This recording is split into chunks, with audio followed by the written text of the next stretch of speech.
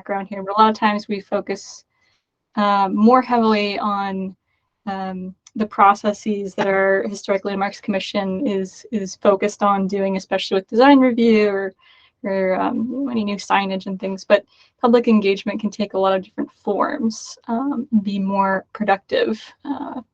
So our sort of West Virginia Code outlines the legal aspects of public participation, which we've talked about previously, but just sort of holding open meetings, accommodating anyone who needs accommodation for the meeting space you're in to comply with ADA standards, allowing members of the public to speak and be heard at your meetings is a must.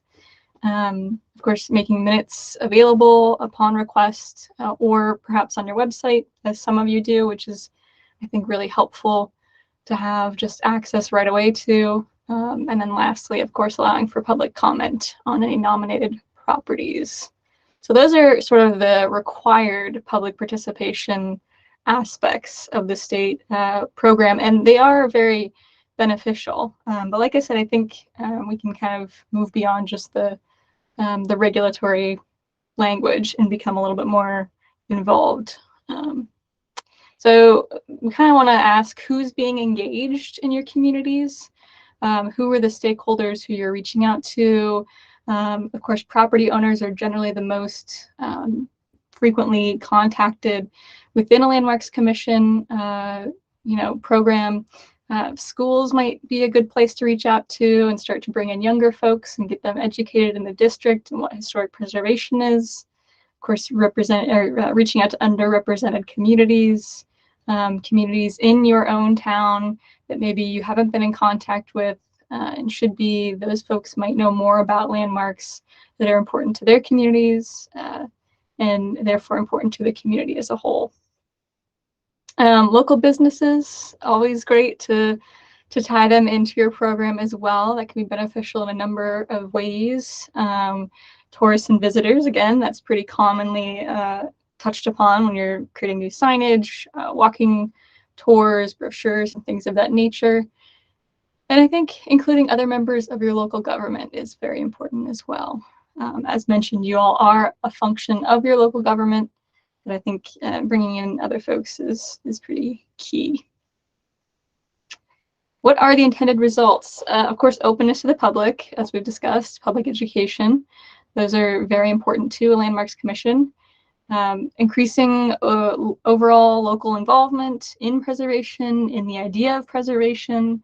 You know, it might be something that's very foreign to someone to hear historic preservation if they're in your district, but it's a tool that they can use as well.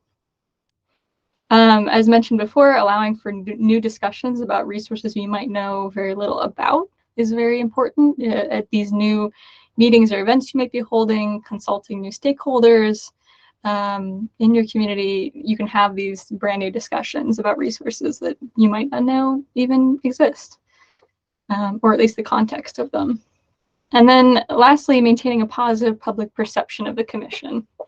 So a lot of times when we are doing design review, we become sort of a heavy-handed regulatory entity and not necessarily one that people look to as beneficial to the community. And I think through different forms of public engagement, we can open that perception up and show that the Landmarks Commissions are not just about regulation all the time, but they can actually be about education and learning and promotion of these things that everyone in the community values.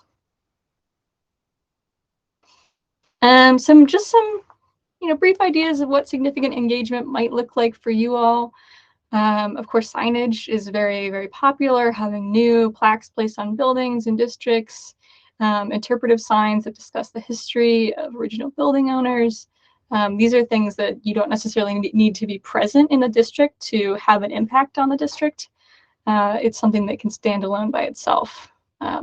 Some other kind of fun ideas are, I kind of came up with like a night in 1920s Charleston, where you're kind of walking around in a walking tour group discussing the buildings of the buildings and the people who might have been there in 1920s. It just could be kind of a fun night, a fun time to experiment with different time periods in your community and bring new people into that fold. Another walking tour could be buildings connected to immigrant history in Wheeling. They're, just as an example, this could be obviously anywhere, any commission, but just some ideas. Of course, reaching out to property owners about grants, historic tax credits, any of those financial incentives and tools that we've discussed today, to make them aware of those just by, talking to your local realtors and handing out pamphlets about funding opportunities or about, did you know this house is in the National Register District? So these are different ways to get more than just the people you might commonly interact with involved. Webinars, in-person workshops, of course, also great too.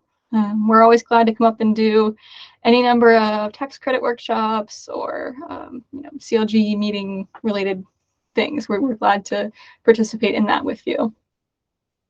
Hosting hands-on workshops like the Weston Historic Landmarks Commission and PAWV partnered together to do.